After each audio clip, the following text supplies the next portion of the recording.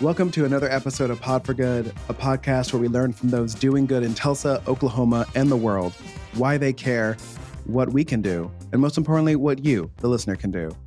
Pod for Good is produced and edited by Random Productions. So if you like how we sound and are thinking about starting a podcast, reach out to me. I am easy to find. Pod for Good can be found anywhere you get your podcasts.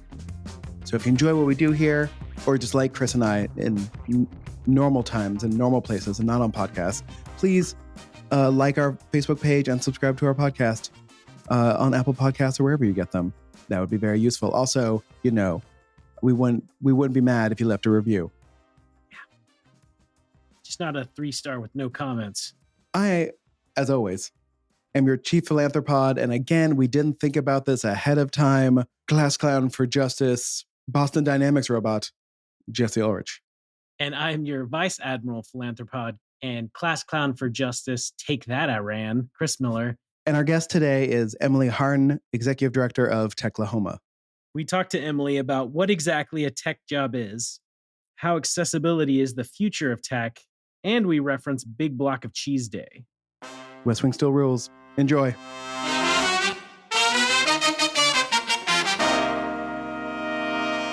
We are very excited to have Emily from Techlahoma on the podcast today. Emily, how are you doing? Doing good. Excited to be here. I was listening to your podcast earlier, and I'm honored to be listed among the names before, with everyone from Tyrance Billingsley to Lindsay from Right On Fundraising. I'm pretty excited to be here. I'm realizing we're collecting like an MVP, the MVPs of 36 Degrees North on this podcast. There you go. Honored to be here for that. The more places we talk to who have tyrants on their board, it makes me realize why it's impossible to get in touch with him. I'm like, this guy is doing too much. You also have Mikhail Vaughn on your board, another yes, we do. Pod for Good alum and just decent human being doing good work. So shout out to Mikhail. Yeah, Mikhail is amazing. But back to you, our current amazing guest. So real briefly, and I will say your website does a very good job of just nailing the description of this, but for our listeners, tell us what Techlahoma does. What does Techlahoma not do is the real question. So we are a nonprofit. We connect people interested in tech across the state. We do that through education, connection, and opportunity. So what that really means is we have 3 conferences a year.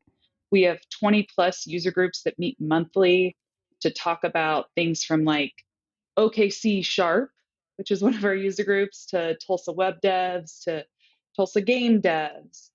We also have a Slack community of over 6,000 people where you can message someone and say, hey, I have a problem with my code. Can you help? And they will help you. Or, hey, I've never had a job in tech before. What should my resume look like? How should I do this? And there will be someone there in our wonderful community that can help you. So that's a little bit about Techlahoma. So this is a very good tech question. Everybody who says they are in project management, I ask them this question. What program do you use to manage your projects? Depends on what week you're talking to me. All right. Because I'm a serial switch my project management system person. I actually spoke to my husband about it, and he said, Emily, you need to pick one and stick with it because you're getting charged monthly subscriptions from 5 different things, and you need to stop that. And I said, you're right. That's fair. So I'm currently using Asana, but we also have a CRM system. We also use Google Drive. We also use Slack integrations. There's lots and lots of things together. Yeah, I mean, that's the real problem is, and maybe this is where eventually Microsoft will just beat us all into submission. Like, Slack is great, like Trello is great, Asana is great. The problem is you're always going to have to leave that program to do a certain thing. And like, if Google was smart, and they're not, because if they were smart, they would have stuck to one chat program over the last decade and not just kept coming up with new ones that everyone hated. They have the same name. Yeah. Yeah, it's now Google Meets now. I'm like, okay, stop. Wait, what's the difference between Meets and Duo? Nothing. They just merged them, actually. Great question. Great question. Duos for two people, hence the term duo. And they're like, right. well, what if you want to have more people on duo? I needed a separate application to call a third person. Yeah. Right. I mean, then you'd need Google Trio, obviously. Just keep adding. Google several. What Google should have done is, and they actually kind of have a version of this now somewhere, I can't remember what it's called, but they should have built a sort of project management tool into Google Drive. That would have been very helpful because you're always leaving it to keep track of what's in it. But anyway. I also think the problem is that no two projects are alike. So when I'm planning an event, that's an entirely different project management system than I need than managing a team of people, because they have very different needs. They have very different deadlines or non-deadlines and things like that, which is the ultimate struggle because no one has enough money to build their own CRM, especially in the nonprofit realm. So it does feel like, especially lately, there has been a huge emphasis of tech development in Oklahoma in general, but specifically in Tulsa. So what do you think accounts for that push, and how has Techlahoma been involved in that? I was doing research, and in Oklahoma City in 2020, we were ranked the top place to expand your tech business. Tulsa has basically been right there by its side doing that. I think we as a Techlahoma, a Oklahoma-based organization, we hit Oklahoma City and Tulsa and hopefully everywhere in between. But in Tulsa specifically, I know there have been lots of programs that have helped people in the tech space get started, like Holberton, which is a great school for people interested in coding. In Oklahoma City, there's OK Coders. There's also a program that we are going to be launching in January 2023 with OK Coders in Oklahoma City and a group called The Verge, Oklahoma City. And it's going to be a 6-month boot camp followed by a 4-month paid apprenticeship program that's going to kind of help that pipeline of people that are interested in tech but don't have enough experience to get a job to hit that job. The demand is there. We just really have to try and meet that demand. So I know that there is kind of I'll say a tech corridor of downtown that's trying to develop where Holberton is, and where 36 Degrees is going to be moving. An important question that came up on a previous podcast: what do you think it should be named? What do I think the area should be named? Yeah. Yes. Ooh. Yeah. There was some real back and forth on that. What was it? One was like the warehouse district. Yeah. One was Innovation Station. Yeah. Okay. So I mentioned earlier before we started recording that I am a very punny person. That's just where my mind goes. And I'm also, while I did not come up with the name Techlahoma, I am biased towards it. So I would vote for Tekla Tulsa or something along those lines. Yeah. I could also see the tech district. We in Techlahoma, we always struggle with, do we say Tulsa Tech? We have to say Tulsa Techlahoma because Tulsa Tech is already its own organization. And so it kind of makes it difficult to name an area unless Tulsa Tech just ends up sponsoring the whole thing. They really should at this point. Yeah, it's naming that district is going to be difficult. There's got to be, they'll come up with something. There's got to be some historical fact about one of those buildings that we can use in the name. Tulsa. I'm just saying. The one without the train bridge area is what I'll call it. The area where I will be every day when 36 moves over there. Yeah.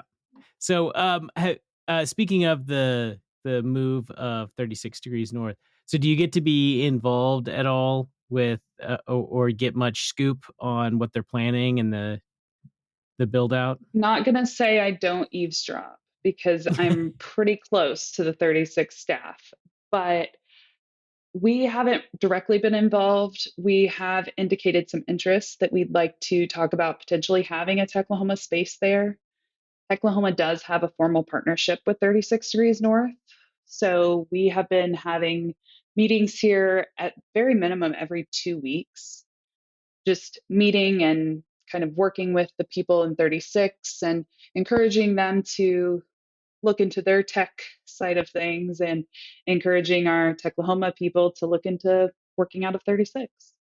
So there are now a lot of organizations who are focused on like the combination of bringing tech companies here and then at the same time also making sure that they can convince tech companies to move here by having a workforce of people who are either already trained in tech or in the process of being trained for tech. My my my not concern, but my question has always been how how do you know what to train people in before you get the companies here? Like, how do you give people, I know like tech, just like every other industry, goes in waves between either wanting specific knowledge or wanting generalists who can be trained. And so I guess the way Techlahoma is sort of designed, I imagine it's sort of easier for you to answer this question than people who are trying to bring actual companies here. But when people come to you and they're like, well, I want to get into tech, I don't know where to start. What should I start with? What do you say? So we tend to focus on a web developer role. There are additional roles that obviously we do consider tech, but Techlahoma was founded with Tulsa Web Devs, a user group, and Oklahoma City Web Devs user groups deciding, hey, we're doing some similar stuff here. Let's kind of combine together and work together. The Thunder Plains conference in Oklahoma City actually predates the founding of Techlahoma. So it's everything had kind of been combining towards web developers in Oklahoma connecting. So that's mostly where we focus. In terms of specifics with web development, we talk to a lot of recruiting agencies because they're going to have their hand in that pot and know more about what's going on. We have been seeing a need for a little more back end web development than front end web development. And a lot of companies looking for more mid level and senior level web developers. And Techlahoma is trying to kind of bridge that gap because junior web developers are going to be mid level and senior quicker than you know it. And so we're really trying to teach our companies that we work with and speak to them about the capabilities of people. It depends on the person and not on their particular skill level. And so that's kind of what Techlahoma has been working on in terms of working on that pipeline. So when you're talking about web development, because like I feel like every couple of weeks I read a story about another new like website or program that's designed to build your website for you without you having to do much. And so that my concern is like if we're training people in web development and then a new technology comes out that makes their jobs meaningless, uh, the web development jobs are only handy when they are dealing with sites that are have like a very deep like internal backend that needs to work or is handling Right. very secure things like a bank, for example. Like, so is are those conversations happening in these conversations that you're having? I think that concern we don't really have, mostly because, yes, you can use Squarespace to build a website. It's a great resource, but someone has to build Squarespace. Someone has to build the tools that you are using. There will be web developer roles. It's just a matter of exactly how they're implemented. It's kind of like how I've been picturing customer service roles in terms of like places like Walmart and Reese's and grocery stores where you're seeing more self checkouts. There's still going to need to be someone there to interact with the customers when something goes wrong because it inevitably will. So, in terms of web developers, we are in at least my lifetime, I think web developers will be necessary. I can see in the future with AI potentially allowing some sort of way to not need web developers, but that is decently far out in my current view. I tried one of those AI website builders and it was not great and it was expensive. I'm like, Yeah. yeah, it'd be great not to have to do any of this myself. One, I don't have that much money, and two, I'm like, it looks okay. Like, Yeah. there's some things human beings are just like, some things are done on instinct and feel when it comes to a website, like how a website functions and how it Right. flows, right? Mhm. And AI is not gonna be able to get there immediately. Yeah. So What? you're Yeah. mostly talking about UX, UI, so user experience and user interface. That also leans heavily into the web developer role. And that's something Techlahoma connects to pretty often as well. We have a Tulsa UX group that meets monthly, and we have a conference called UX OK every year that's purely designed for user experience and user interface. And I think that's the thing that's hard to put your finger on. And it's hard for a computer to really understand what to do. I was told once by someone who had a tech job that I would have been a great UI UX person, because I'm always like, this could be easier. Why are we making this so hard on people? It's like, well, Yeah. there are jobs for people who do that, and I'm like, well, it's too late now. But yeah, I mean, the way programs operate is fascinating to me, and there's a technology component, of course, to it as someone is programming it. But then there's also the part where like the people who are going to use it have input but don't know how to explain that input to the person programming the thing. Mm-hmm. And that's still the breakdown where, we're going to have until we build a generation of programmers who are also, users of said thing. I have a client that's in the tech biz, and so I hear a lot about, all the hashtag keywords we all hear, like blockchain and AI and blah blah blah.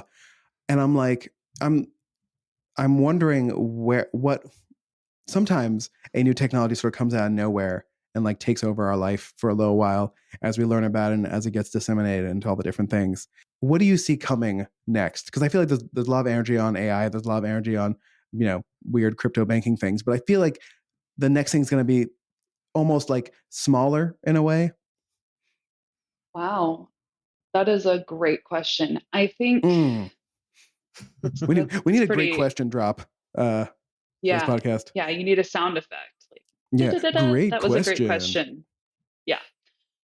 I think, I'm just gonna use that now. I was gonna use you doing that now as the drop. So oh no. okay, I won't. So there is a bar downtown where I actually met Chris called Aru. Mm-hmm. Aru. And that's a Aru. Aru. Aru. We are very good at pronouncing this bar. And it is a VR bar. And I think virtual reality is something that people are going to start using in more of a personal entertainment way. I don't view it as necessarily a replacement for all of the physical in person things that we do, but I do think it helps significantly with accessibility. Accessibility has been a huge trend that I've seen uptick lately, from having captions on your photos and like alt image titles to making sure everything's going to work with readers, screen readers. Um, Even, gosh, a couple of years ago, I saw there are Starbucks that they can pop up on the digital menu as you're driving through and sign with you so that you can, you know, order your coffee through the drive through with sign language, which is really cool. Accessibility was basically an entire track of our most recent conference. And we had to cut it down because we could have had maybe like 3 tracks that were all accessibility. So I think that's probably going to be the future. I think with COVID, a lot of people realized the value in some of those things like virtually meeting and working from home and all those wonderful things. So that's the future I see coming. And I think it's just going to solidify itself more and more as a necessity. So you mentioned that your conferences a couple times. Can you tell us more specifically about what the conferences are and just give a little bit of details on them? Sure. So Thunder Plains was our most recent conference. It's a regional conference. It started out in 2013. It is a web developer conference. So it has anywhere from 2 to 3 tracks, depending on the year. It's always in Oklahoma City. We have a keynote. Typically, our most recent keynote was Kent C. Dodds, who was one of the co-founders of the Remix software, which, if you are not in development, might mean absolutely nothing to you. But Yeah, for those we had people, what people, is that? right? It is development software because, yes, I am tech adjacent. Again, I am not tech. So, but he was a great speaker, and we actually had people driving from like 5 hours away to come see specifically him. So he's a great speaker that we had. We have a new conference lately called UXOK. It had its first in-person year last year at the Tulsa Library. And that's going to be a user experience, user design conference. We had someone from BuzzFeed come and speak to us about product design. We had people talking about accessibility again. Like I said, that's been a hot topic. We also had an activity hour where people were designing their own solutions to problems, which was really, really cool.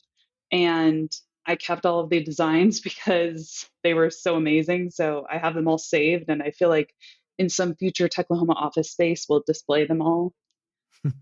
And 200 OK, which is our Always Tulsa conference, is a web developer conference. It's going to be in May 2023. We are talking to Holberton about having it at their space. So that's going to be pretty neat for our students the Holberton students to enjoy and the Techlahoma members to enjoy, and kind of get integrated over into the potential Techla Tulsa space. Very cool. If you ever Trying to need make it happen. Yeah, if you ever need an hour filler live podcast, let us know. Chris and I are happy to show up. I was already thinking about that and thinking that should happen. So we will be talking soon. Yeah, I'm happy to walk people through the technology aspect of how to record a live podcast and how stressful it is. But then the whole burn space does make it a little easier. Plus, Jesse, you can try for the next 4 or 5 months to get Tyrants on the show for that, and then fail when you can't get enough time. Yeah, seriously, you guys busy.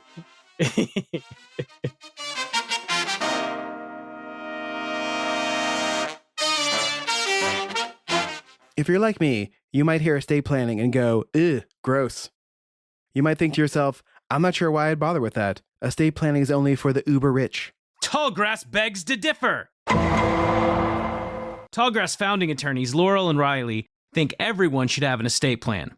They know estate planning seems untouchable to a lot of folks, like something you have to do inside a stuffy law firm of Stuffy McLawyer Pence Esquire. But I promise you, Tallgrass is nothing like that. For one, they work out of their home so their clients can feel at home. They obsess, because they're nerds, over making clients feel like they belong and are supposed to be there. Also, their kids might make an appearance. They will take time to answer all of your questions, even the uncomfortable ones. They will work relentlessly to make sure your plan's exactly what you need to feel secure and at peace. So if you've been putting off planning for what's going to happen after you've gone, it's time for you to give Tallgrass a call at 918-770-8940 and start your plan today. Or visit their website at tallgrassesstateplanning.com and schedule a free initial consultation. For free! It's right there on the website. And of course, there's more, because this is a podcast ad. If you tell them you're a Pod for Good listener, they're going to take 25% off their service fees. Just tell them Pod for Good sent you. Stop thinking estate planning isn't for you and give Tallgrass a call today at 918-770-8940 or on their website, which I'm not going to read out to you again. It's in our show notes. Thank you, Tallgrass. I mean, this is kind of a standard question, but I feel like it's important to ask, which is, especially during these COVID years when a lot of people started to, take a moment and actually think about the work they do and whether they enjoyed it and whether it was fulfilling to them, or if they were, maybe since they had the time at home to learn a new skill. Like, have you seen a lot of people of different ages and different backgrounds sort of joining the Techlahoma space? Yes.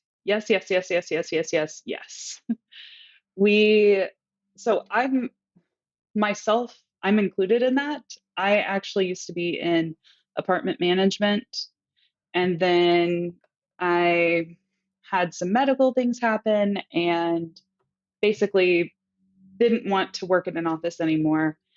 And so March 2020 is right when I started to feel better, which was, a great time to Yep. start to feel better and ready to go outside and hang out with people. Um, so then 6 months later, I ended up starting with Techlahoma as a community manager. And it was because I was like, tech, that's steady. That's definitely going to be around for a while. I'm sure I can do something with that. And I was interested in nonprofit. So that's my own biased opinion. I've also seen, since I've started in the past couple of years, there have been people that have come from an engineering background coming into tech, including our president from 2021, Kendall Wirtz. There are people coming from teaching into tech.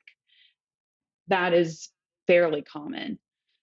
And a lot of people are realizing their passion, their little side gig that they were doing with tech, they really want to work on that full time. And so working on that full time, they are going to reevaluate their priorities and focusing in on tech. Tech is a big phrase. Tech means a lot of things, but I think people have realized the value of tech through COVID. And I think that has kind of helped people make their decisions and help people decide what's important to them. And tech has a very good longevity and also ability to work from home a lot, ability to spend more time with your family, ability to take a day off and work remote and work in a different state if you're interested when you're hanging out with your friends, that kind of thing. Do you find yourself or Techlahoma interacting with a lot of the other technology and technology adjacent organizations in Tulsa and Oklahoma? Yes. Yes, that is our favorite thing to do. Oklahoma Women in Technology is a big one. So Oklahoma Women in Tech, I'm part of, and then Techlahoma is starting to do more partnerships with. And they focus mostly on women and non binary children up to age 18 and providing scholarships for them going into a STEM field for college, which is a really cool program. They also provide professional networking for women and non binary people or those who support women and non binary people in different venues and networking events. Another group that we partner up with is Urban Coders Guild, like you mentioned before with Michael Vaughn. They actually hosted our UX OK after party last year. So we definitely partner up with them a lot. 36 Degrees North, like I mentioned, is a full partner with Techlahoma. We also are starting to work with a few different groups. TechSoup is a company that provides discounts to nonprofits, and TechSoup Connects is a program that I'm going to be starting up. I kind of had a pre-run this year one time, but it's a group that's going to be discussing how to manage a nonprofit and the tech you can use to do so. Right on fundraising, that again, that's a group that we partnered up with and they helped us apply for grants. So that was a good opportunity. I am positive I am missing a few, but we partner up with as many organizations as they offer because we love to partner up with other organizations. Being a nonprofit, you hate being alone. So you need to connect to everyone else. It does seem like that, and I don't know, maybe other cities or other states are like this, but it seems like there's a lot of cooperation rather than competition in this space, both with nonprofits, with education, with government, and corporations, all kind of working together towards this goal of developing some kind of technology hub and developing a workforce that can support that. Yeah, I completely agree. I think it's a very classic thing that Oklahoma is a friendly state, right? You always hear that. And I have only ever experienced that, mostly forgiving like middle school and being an awkward 13-year-old. Yeah, middle school doesn't count. Middle school's the worst. Right, exactly. But I think we have really connected with a bunch of different organizations. There's not competition. There's more of a, let's figure out the best way to use these resources. Let's try and not have duplicative services and duplicative resources. Let's try and partner up. And if there's a 16-year-old girl who is interested in tech, I'm going to point her to Oklahoma Women in Technology. I'm not going to try and get her to volunteer with us unless she's interested, unless she just has a bunch of extra time. But that's kind of the thing, is we want each of our organizations to succeed. We really are all about that tech pipeline and getting from, hey, tech is kind of interesting, to I'm making a killing working in my tech role. So we want everyone to hit that pipeline. Do you know if, I feel like, because a lot of times when cities try to do, like, bring certain kinds of businesses to there's always those problems of like getting all the organizations to work together. And I'm wondering if you know, like, the history of the places that are tech hubs, that are sort of the original tech hubs, like the San Francisco types. Like, did they do things in like the 70s and 80s to make themselves those places? Or did things just happen naturally there? And so they became tech hubs. And if that's the case, how do cities like Tulsa compete with sort of the bizarre confluence of events that lead to big tech sectors showing up in places? I think that you overestimate the education that I have on that topic. However, I can definitely chat a little bit about it. I think most of the companies were trying to hit that beachside location or California because you had a large population there, right? Having a large population means you're going to have a large labor pool. In Tulsa, we obviously aren't as big as San Francisco, Silicon Valley, all that good stuff. And I think I don't see communities pulling together as much as I have seen in Oklahoma. I really don't. I think the fact that there was the way Techlahoma started was a Tulsa user group and an Oklahoma City user group realizing we're doing the same thing. Let's work together. Let's start a nonprofit. Really speaks to that fact. And Techlahoma itself was entirely volunteer run until September 2020. And they were hosting 2 conferences a year. They were hosting 20 plus user groups a month. And having that entirely volunteer run really speaks to the people and their involvement and their commitment to their community and not just to themselves. And another question that you won't be able to answer. I'm just going to keep throwing you questions you can't answer. I do know pi up to like 10 digits. I can do that one. All right. Ooh. Listen, we'll save that for the end. So hold on that thought. In your conversations I can only think of 7 right now, so you got me there. I can think of 2. In your conversations with all these different groups and whatnot, I imagine there's a similar frustration, which is like trying to develop a tech sector here requires a workforce that is well educated and trained. And Tulsa and Oklahoma City and the state of Oklahoma as a whole is fighting against itself to educate our children in schools publicly well. And I guess my question is this, like, if those conversations are happening, which I imagine they are, how do especially nonprofits stay out of the political morass that is public education in the state of Oklahoma? That's my question. That's what I'm going with. That is another great question. Great question. Great question. Another great question. Great question. Great question. The way that Techlahoma handles this is very much, how can Techlahoma help educate students about all things STEAM? And I say STEAM meaning science, technology, engineering, arts, and math. Arts is a new one. It used to be STEM. So throwing that out there. But Techlahoma focuses on how we can educate our students, not how that education is happening. So if it has to come from external resources, not purely from students in the classroom, we are trying to supplement that as much as we can.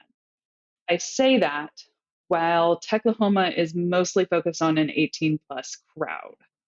We partner up with other organizations to assist with students in classrooms. We also have a bunch of speakers that are part of Techlahoma that will come and talk to a class about what it's like to have a job in tech.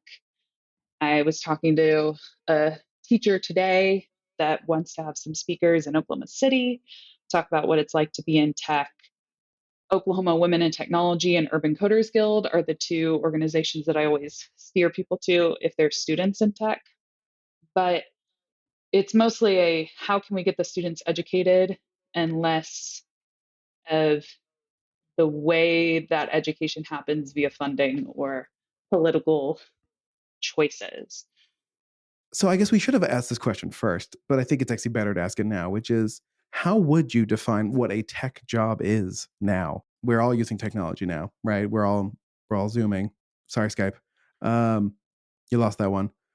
Like Google we Meets. all Google no. Teams. It's Teams. All right. WebEx? No. I can't believe BOK uses WebEx. Like, come on, guys. We don't anymore. But, okay, good. Yeah. I tried using WebEx once. I'm like, this is insane. I'm sorry. But like, so what do I define a tech job? Because like, I mean, like when I was in high school, I was like, I don't want to be at a job where I'm at a desk all day. Ironically, now I'm at a desk all day. And every job I've had, I've been at a desk all day pretty much. And a lot of times I am interacting with technology. I'm not programming necessarily, but there have been times when I've been very involved in like the development of something. And so I guess the question is like, where do you cut off what a tech job is or isn't? That is another great question.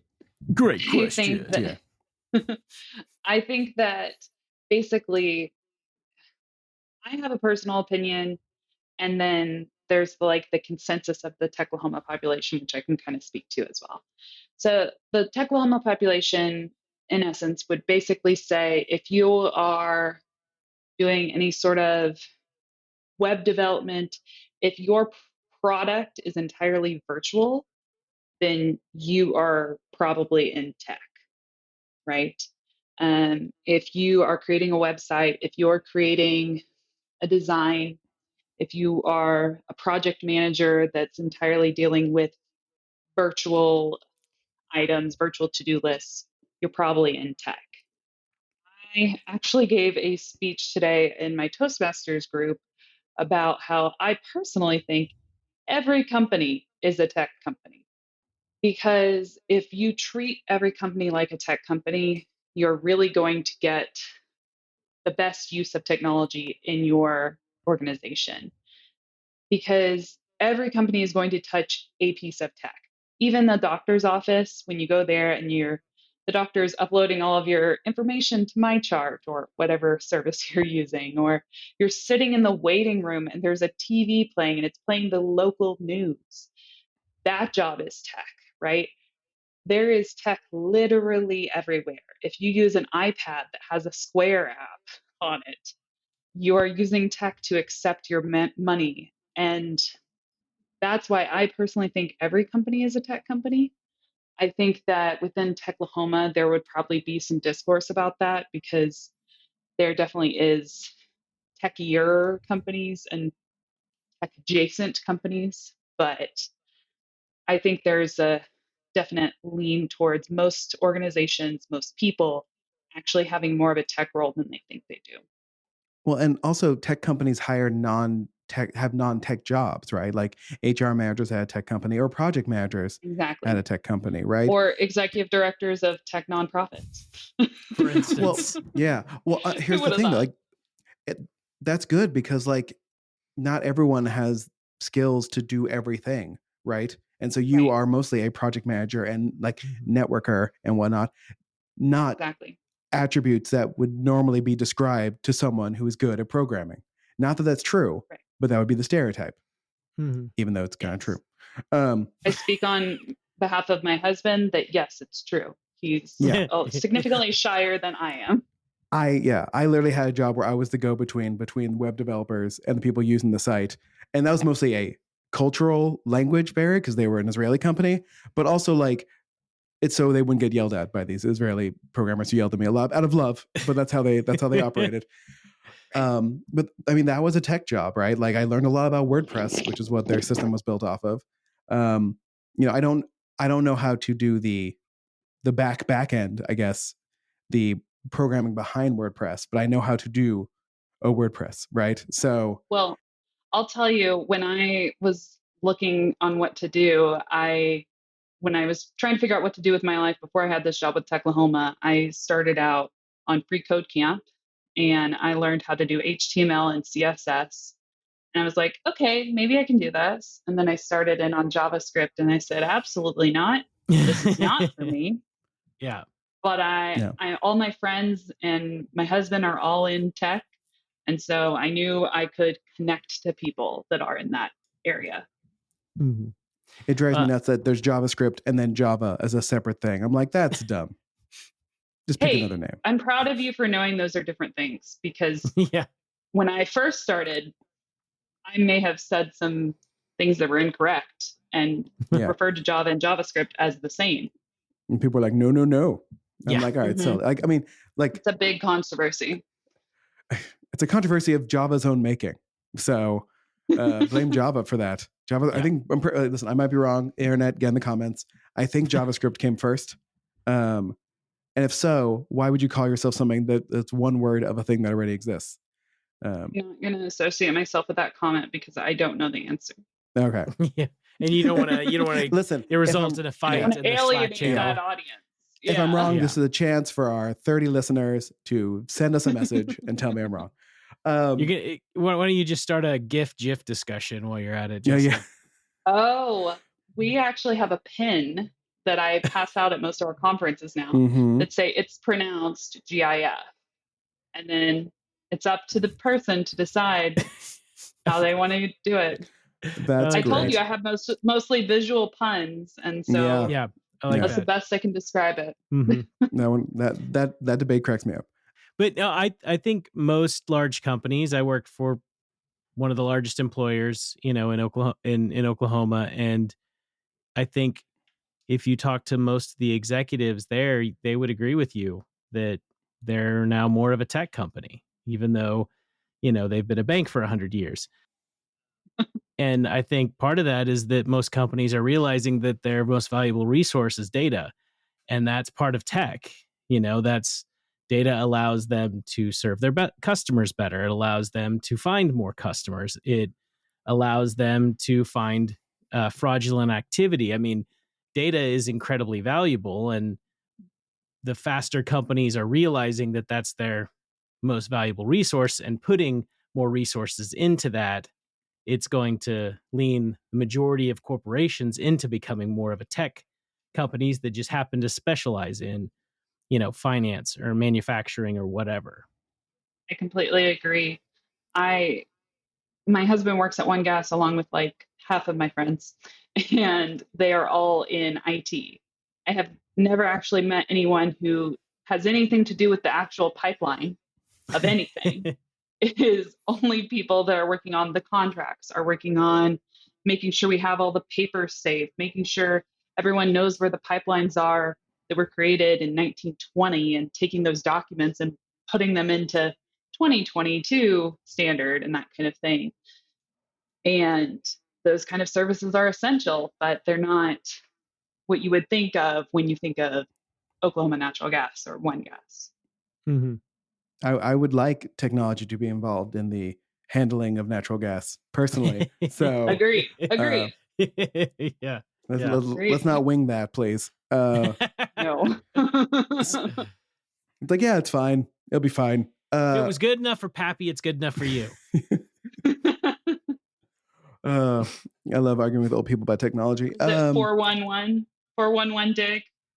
Make sure, follow that line. That's right. Well, so before we go, give our audience and the world, what are the best ways people can help and support Techlahoma? I don't want to be asking for money, but basically that's one of the biggest things. We feel fine. only always ask for money. Yeah, that's what I've basically learned. My entire job is asking for money. I'm the one employee of our organization. We do have a part-time bookkeeper, but we really need additional staff members to be able to maintain all these services that we offer. In addition, we always are looking for volunteers. So you can volunteer as little as making a social media post for us for one day to running an entire conference. Like anything in between, we are always looking for people. I don't know when this is getting published, but we also have user group applications being open right now. So new user groups can start up, and coming and joining a user group and just listening and learning a little bit about what we're doing is a great way to get connected. You can also go to Techlahoma.org and join our Slack community. Joining that Slack community puts you in connection with the 6,000 plus other people that are already there. And you can reach out to people and enter into a discourse or join the jobs channel and learn about all the jobs that are available, join the jobs talk channel and figure out how to build your resume, all sorts of good stuff like that. So when you're not, Techlahoming, what do you like to do kind of to decompress and have some fun? Video games and board games, a lot. Too much, a lot. I think it's a lot. What are your current video games and board games that you're playing? Okay, I just finished. I played all but 2 of the Kingdom Hearts games, not just Kingdom Hearts 1, 2, and 3, but I'm talking the spinoffs. I was playing everything I could. I loved it. So I'm very into that. I just finished. I'm now on Mario Rabbids, the Rabbids 2, I will say. Board game wise, I really like the game Azul. There's also I've another heard of game. This game, yeah. Azul's pretty fun. There's another game called Betrayal at a House on a Hill, which is pretty fun. And we finished playing the Legacy version a few months ago, and the Legacy version is a one-time playthrough. So you have 12 different sessions. It's kind of like a mini almost D&D like campaign. Yeah. Yes. I would totally be in a D&D group right now, but both of my groups disbanded after the first meeting because the DM moved. So. Oh no. Yeah. I also hang out with my 2 dogs and my husband, and occasionally I will pop over to see my friend Liza when she's hanging out at her husband's book club, and then I'll run into Chris and meet him for the first time and show up on a podcast. You're always welcome to come back to the book club, whether Liza's there or not. Yeah. Emily, this was great. Thank you. This episode should be going out, I see, this Thursday. So, is it this Thursday? Okay. Yes, if Chris and I can get our intro done in time. So thank you so much. This was great. Listeners, give money to Techlahoma. They deserve it. Emily needs more staff to manage. So yes, please. Thank you. She needs more money to cover all of the different project management tools she uses. That's right. Yeah. Listen, you gotta get. I promise not to switch one every day. Monday.com, Asana, Trello, Evernote. Well, Notion. You have to have Monday.com to use on Monday, like obviously. That's true. Yeah. Where's Tuesday.com and Wednesday.com? Right. I think Google's working on this. Google Tuesday, Google Wednesday, Google Thursday. And then they'll abandon them 6 months in, and they will go where Google Plus. My money will burn a hole in my pocket when it's time to buy those. I need to have different circles for different groups of people. Yeah. Listen, I still declare to this day, Google Plus operation wise was better than Facebook. So, it did steal all your data, but Facebook's also stealing all your data. So I don't know why people got mad about Google Plus doing that. Yeah, that's fair. Google knows everything about me, and it makes my life so much easier. Yeah, it really does. I'd rather Google know it than Amazon. I'm sorry to all my cybersecurity friends. Yeah. It's funny. The more into cybersecurity you get, the more you become like a recluse who like doesn't want to interact with the world at all. And we just live in a, again, if America could pass a, internet privacy law like the rest of the Western world, we could worry less about this, but money. So anywho, I don't know where I'm going to add that cut, but anyway, Emily, thank you again. Thanks.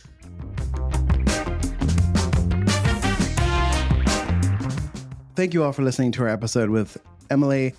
If you have not checked out Techlahoma's website or have not joined their Slack channel, go ahead and do it. There's some amazing things in there.